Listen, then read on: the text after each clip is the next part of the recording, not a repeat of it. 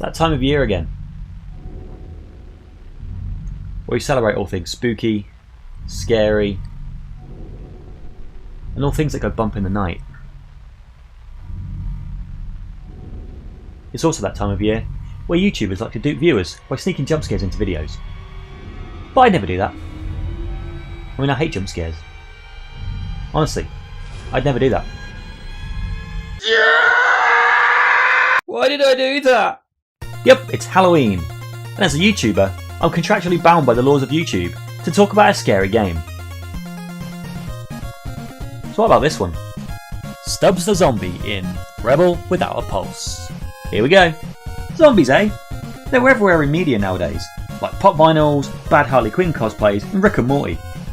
But unlike those, zombies have been around for a long time, and with things like The Walking Dead, iZombie, and numerous Of the Dead remakes, they don't seem to be going anywhere anytime soon. Video games have borne the brunt of the undead action, with Resident Evils, Dead Risings, DayZs, Call of Duties, and many, many more. But only one game puts you into the kinda gross, damp, stinky, and totally full of mud shoes of the undead themselves. Stubbs the Zombie for Xbox. So Stubbs the Zombie. It's a game few people have heard about, and even fewer people have played. So, is it any good? Do you even understand what this whole thing's about yet? Let's take a look.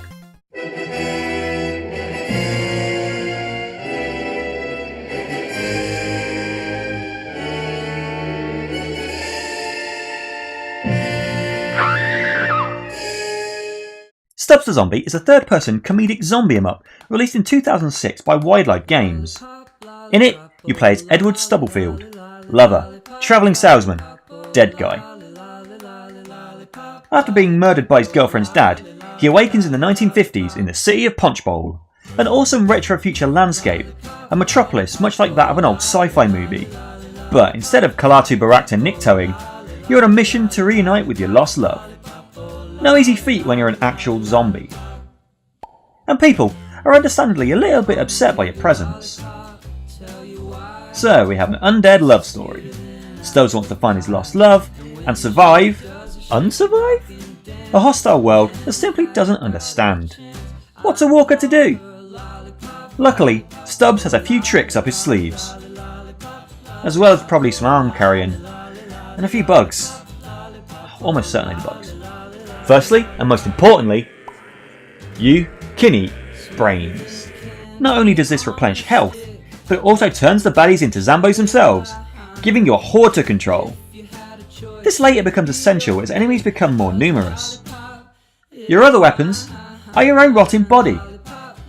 You can rip off your own arm, which you control either to kill people or to possess them, which is a useful way to access guns to kill more people. You can also rip off your head and use it as a bowling ball, pull out your guts to use as bombs. What did you eat? And you can fart. Naturally.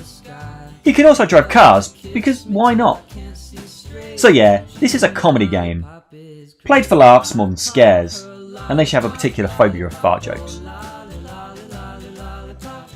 The levels take place in various locations in and around the neo-future landscape of Punchbowl, including science labs, biodomes, government buildings, as well as straight up in the streets, with a hilarious cutscene to open each stage. And the levels themselves, containing everything from straight up zombie action, to mowing down cops on a giant harvesting machine, yeah, to engaging the city mayor in a rhythm game dance-off.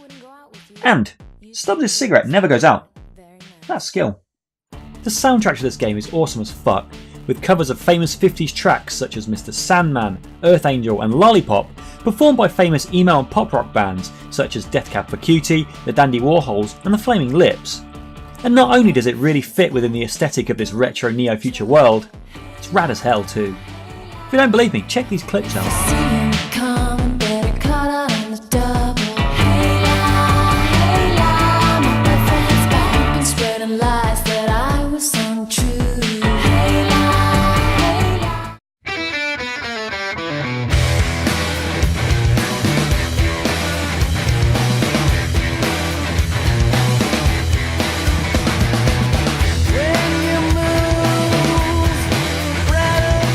To me. I'm not actually going to spoil this game anymore, because, well, it's totally worth a play yourself.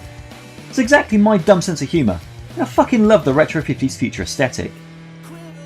The gameplay itself, despite all the comedic quirks and silly offerings, can get a little repetitive, and the levels can run pretty long, but I still love this game, and it's worthy of your time this spooky season. So Stubbs the Zombie. Yeah, it's not the greatest game ever made, but I really enjoy it, and I really dig the retro 50s production design of it. It's a fun game, if you're not really into the hardcore scares of other games, this Halloween season. And you just want something a bit spooky, but fun. Anyways, I've been the Hardcore Gamer. Join me next time for a much better video, but for now... Why did I even make that thing? Hey folks, thanks again for watching this spooky video. If you like what you've seen, please hit that like button, and if you want to see more from me, please hit that subscribe button. I've got a load of new content coming very soon. I know I haven't made anything in a while, but I've had a whole bunch of stuff going on behind the scenes. But rest assured, there is new content coming. This is kind of an unofficial Season 3 reboot for me, so I appreciate you for sticking with me. If you like what you've seen, please hit that like button. And if you want to see more from me, make sure to hit that subscribe button and that bell so you get notified every time I put out a new video. Also, I'm now on Twitch. If you want to come and join me as I stream some games, it's usually weird, random stuff, but it can be quite fun. Come and join me at twitch.tv/xHARDCOREGAMErx. I'll put a link in the description down there if you want to subscribe to me so you get notified whenever I'm online. Also, I've set up a Ko-fi account. If you really like what I do and you want to support me monetarily, by keeping me caffeinated, essentially, please go to coffee.com/xHARDCOREGAMErx. Chuck me a couple of quid. It will be greatly appreciated. Anyways, thanks again for watching, happy Halloween, and I'll see you in the next one.